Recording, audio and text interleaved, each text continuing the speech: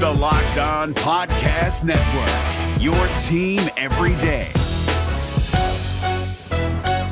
You are Locked On Cowboys, your daily Dallas Cowboys podcast. Part of the Locked On Podcast Network, your team every day. Locked On Cowboys. Locked On Cowboys. Welcome back to the Locked On Cowboys podcast, part of the Locked On Podcast Network. Thank you for tuning in. I am your host, Marcus Mosher. You can follow me on Twitter at Marcus_Mosher. And joining me today, as always, is my co-host, Landon McCool. You can check him out on Twitter at McCoolBCB. You can also listen to him on the Best Coast Voice podcast. Landon, what's going on, sir? Not much. We are here. We got practice today. It's going to happen here in about 45 minutes from when we're recording. Unfortunately, I'm not going to quite make it to Oxnard out today, but I am going this evening to visit some friends, and I will definitely be there this weekend for the festivities and practices. I'm excited. We've got football. We've got news. We've got people on injury list, which means that football has finally arrived. So you're going to get the scoop for us on a lot of this Cowboys news tonight. Is that what you're telling me? Oh yeah, I'm definitely going to plan on sneaking into the facility and seeing just how iced Dak's ankle is and just how much lifting and elevating he's doing, and I'll have it all for you guys. Don't worry. All right. So just in full disclosure, so as we're doing this podcast, Mike McCarthy is having his press conference. Probably by the time you listen to this, the Cowboys will be practicing or have already practiced. We'll cover some of the news of practice on tomorrow's show. But we do have some other Cowboys news that we need to get to ahead of training camp. Some of this comes from Mike McCarthy's press conference that, again, is going on right now. He released the PUP list for the team, and that included Amari Cooper, Demarcus Lawrence, Tristan Hill, Chauncey Golston, Greg Zuerlein, Mitch Hyatt, and TJ Vasher. I believe those are all the guys that are on the PUP list. First and foremost, of any of those guys, are those concerning to you at all? If TJ Vasher is not able to play week one, this team is totally screwed. Well, we should be clear.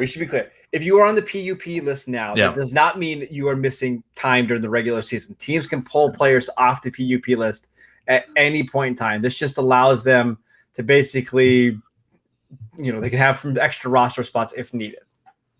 Yeah, and to answer the question, no, it doesn't sound like any of these are super worrisome. I think the one that it maybe is a little bit worrisome is Tristan Hill, just simply because we kind of figured, and even though technically, I guess McCarthy is saying that he's ahead of schedule, it does seem like a little bit surprising that he's still kind of lingering with what's going on. He got hurt in the same game that Dak got hurt in that week 5 game against the Giants, but it sounds like he had more than just your traditional torn ACL. Yeah, so maybe that's the delay here. So he definitely needs to get on the field soon, simply because he's got a lot of competition. There's a lot of things going on at that spot, and he's got no sponsors left, like we've talked about before. So he has to earn his spot in the traditional way on the field, and so he can't do it from the tub, as they say. So that one's concerning. Demarcus Lawrence, it sounds like he have a little bit of a back cleanup. It's always concerning when you're having a back. I think this is his third back surgery, but they don't seem to be concerned. They think he's going to be just fine. And it's Demarcus Lawrence. He's shown that he can play through these back injuries before.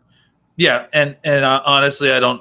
He's definitely not someone who needs the early part of training camp. I feel like we've seen him and what he does in training camp. So those are the ones. The names that you're concerned about. Obviously Cooper as well, but we've been talking about that. All of this sounds, kind of just precautionary, just to make sure everyone's kind of in the shape they need to be by the time they actually hit the ground. And then I guess there's some good news there, right? We're going to get to the good news in a second. Okay, don't tease that too early. It's all right. I'm getting too ahead. Yeah. Amari, let's touch on him really quickly because from everything I've kind of heard, it's this plantar fasciitis thing that's been bothering him for almost 2-3 seasons now. But Michael McCarthy went out of his way to say, hey, this is the best shape he's been in his life. He's been working out with the facility. In the facility, they're not concerned about it long term. He also said it's he said it's mid-July. This is the time of the year where you need to be smart. They don't need Amari Cooper out running routes on the first day of training camp. They don't even need him in the first preseason game, right? They need him week 1. So they have 12 practices. It probably makes sense not to have him out there for all 12 because, again, you don't need him, right? Yeah. And the other thing, too, I would point out is it sounds like they got a ton of work done this offseason. Yes. I mean, yes. Part of what McCarthy was talking about in his press conference yesterday, or in the press conference yesterday, was, how far along he felt they were just in kind of the progress of offseason install because of all the extra work they were able to get done in the offseason. So that's, probably given them a little bit of a luxury to be able to slow play some of these guys in because they're not having to worry about doing main installs while these guys are injured. They probably have done a lot of that. Right. And right now it's about refining it and about, learning checks and that sort of thing. 2 more things. You mentioned about how far along they are. Remember, most teams don't practice until like July 29th or 30th. So they've got a week ahead. So there's absolutely no reason to rush any of the veterans that you already know. I mean, you don't need them for the Hall of Fame game, right? Absolutely. Just give them as much time as possible. He did talk about Chauncey Golston and his hamstring injury, I guess, that he's dealing with. Yeah. They asked him about, not being available for the 12 practices. And he said, listen, it's never great. But the rookie stayed a week longer than they were supposed to kind of get caught up with everything. So he said the work that they did earlier this offseason can kind of make up for some of these guys maybe missing, let's say, even the first 3 or 4 practices, the first 2 or 1 or 2 weeks. So I think obviously you want Golston out on the field because I think he could compete for snaps. But it's probably not the biggest thing in the world considering all the work they did do. So any comments on that? Yeah, it's unfortunate for sure. I mean, you definitely want him on the field. But, yeah, like you said, all the extra work they did, this is a luxury that they can afford now is that he doesn't necessarily he's not losing his opportunity by missing 4 practices in training camp, which you may normally do if you don't get the appropriate amount of offseason work done. He may just in a normal season he may get far behind and to the point where he can't catch up. But so the benefit of doing all that extra offseason work is that it gives you a buffer. It gives you a chance to get things in the main part of your defense installed early, which obviously they didn't have any kind of luxury of that at all last year. Yes, and then to kind of refine it as you're going through training camp so that it's second nature. It's like I said, it's unfortunate that Golston isn't going to be there for the snaps. Every snap counts, and every snap would benefit him. But it's not as detrimental as it would be, I think, in other seasons when rookies are missing training camp practices. All right, I want to talk about who's not on the PUP list in just a second, but let me tell you guys first about RockAuto.com. It's a family business serving auto parts to customers online for over 20 years. They have everything from engine control modules and brake parts, motor oil, and even new carpet. Whether it's for your classic or your daily driver, get everything you need in a few easy clicks delivered directly to your door. The RockAuto.com catalog is unique and remarkably easy to navigate. Quickly see all the parts available for your vehicle and choose the brands, specifications, and prices that you prefer. Go to RockAuto.com right now and see all the parts available for your car or truck. Write Locked On in the How Did You Hear About Us box so they know that we sent you. Amazing selection, reliably low prices, all the parts your car will ever need. Visit RockAuto.com today. All right, so this is the more important thing to me about the PUP list is who's not on it. And obviously, we knew Dak wasn't going to be on it. He's ready to go. He's going to practice today. The one that I think is really standing out to me is Blake Jarwin, right? Because he got hurt in week 1, didn't see him do a single thing in OTAs or mini camps. And then we just got a report from Michael Galkin of the Dallas Morning News that he will, in fact, practice on Thursday. So how big is that for the Cowboys to have Jarwin back on the field for practice? Yeah, it's big for sure. I mean, I think after seeing what we saw in OTAs and practice, there was some concern. I mean, because we thought for sure Jarwin would be ready to go for OTAs and be good to go just because the timing of everything we just talked about. I mean, Dak got hurt in the third quarter of the fifth regular season game, I think, and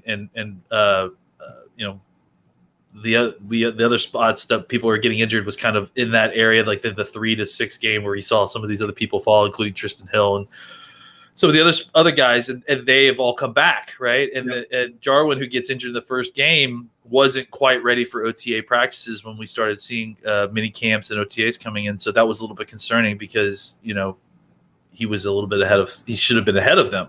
The fact that he's not on PUP is very encouraging. Clearly, they were just being extra cautious to make sure he was all the way back during OTAs and mini camps in preparation to have him ready for training camp. So it clearly has paid off. If he's not on the PUP list, that's exciting news.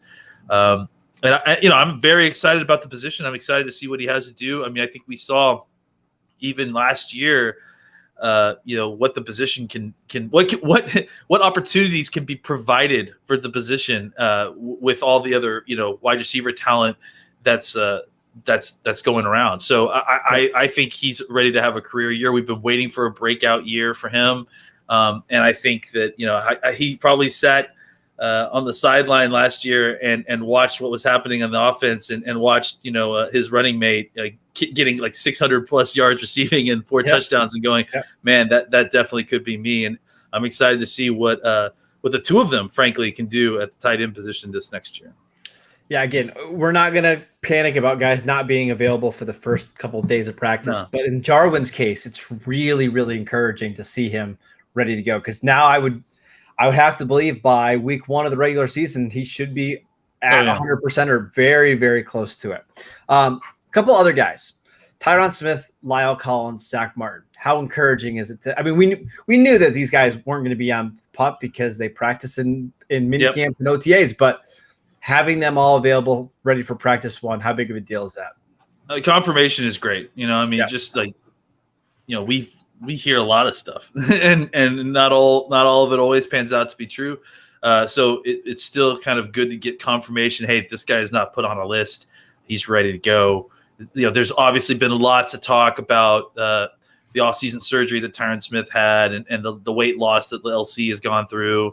And so, it's a lot of drum banging, right? Like we talked about. And this is just another bang on the drum, a big one though, right? Because an opportunity where you would, if you had an injured player, then you wanted to kind of give them extra rest and use those spots. This was their chance, especially if there was going to be, that's the other thing to consider about this list too, is that, and you may need to correct me in case CBA has changed this, but the other thing that's kind of significant about the PUP list is that if there's a player with a significant enough injury that you think that you may end up starting them on the regular season PUP, they have to start on the training camp PUP first. I'm pretty sure, if I'm not mistaken. I believe so. Yep. So the fact that they're not even feeling the need to kind of play it safe and give themselves that out means that they must feel pretty confident about these guys' ability to play regular season football right away. You have to start camp at PUP. I don't think you can't go on to it later, but very, very, very good sign for the Cowboys. Let's go to the defense, right?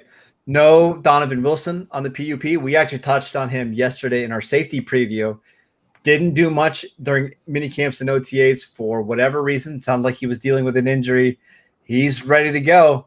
That's big news for a secondary that needs all the talent and all the players they can get. Absolutely. I mean, again, omission is the best news here, and the fact that he's able to kind of go on without being put on a list, they're going to give him a full chance to kind of compete for this job. It definitely raised some eyebrows when he wasn't practicing during minicamp at OTAs, simply for the reasons that we talked about when we talked about our safeties. He's a guy that we're relying on. We're hoping for big things for. And in order to kind of take that next step, you obviously need to get reps. You obviously need to work with the team. So whether he was injured or what was going on with the minicamp OTA situation, that was concerning. The fact that he's able to come on to training camp without having to be put on the list, that's encouraging. Just for his development and the hope that he can take a big step next year and really elevate the safety class.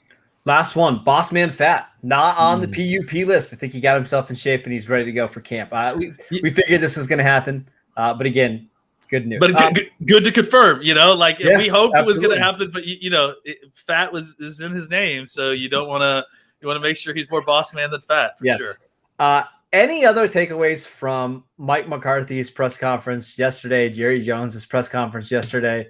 I know, listen, you don't get a lot out of these press conferences other than some really good Jerry Jones stories. Anything that's noteworthy from those?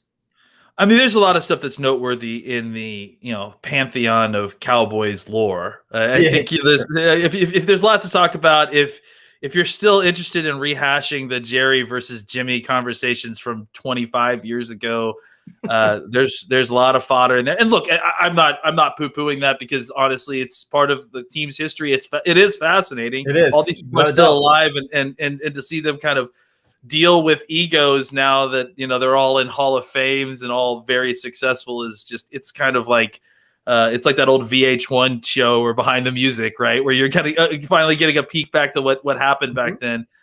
But yeah, as far as football stuff goes, there wasn't a ton. I mean, really the main focuses that you're going to see out of national media, and frankly local media too, is early on especially, is going to be about Jerry and Jimmy's relationship. It's going to be about Dak Prescott's health and his ability to go out there. We're going to make sure that the rest of the stuff gets covered, guys. So please stick with us, because we'll talk about the rest, make sure that the football side gets covered. But at least early on with training camp, the storylines are going to be about, how's Hard Knocks affecting everything? And how's Dak's ankle? And is Jerry going to cry again about Jimmy Johnson? And so just we have to sort through all that first, and hopefully maybe find a nugget here and there. But there wasn't much. Yeah, my favorite part from the press conference yesterday was Jerry Jones saying Oxnard correctly, and then he corrected himself to Oxnard. To Oxnard. And that's why I said it yesterday, guys. Just in case you were wondering why I was saying Oxnard, is because he corrected himself to say Oxnard. I love it. I love Jerry Jones. Let's take one more quick break so I can tell you guys about Bet Online, the fastest and easiest way to bet on all your sports action. Baseball season is in full swing, and you can track all of the action on Bet Online. Before the next pitch, head over to Bet Online on your laptop or mobile device and check out all the great sporting news, sign-up bonuses, and contest information. Don't sit on the sidelines anymore, as this is your chance to get into the game as teams prep for their runs to the playoffs. Head to the website or use your mobile device to sign up today and receive your 50% welcome bonus on your first deposit. Bet Online, your online sportsbook experts. All right, Layden, as the Cowboys open up their first practice in Oxnard, what are you the most excited to see? Because we're officially here. Like, practice is happening in less than a half an hour from where we are right now. What do you want to see in the first couple of days?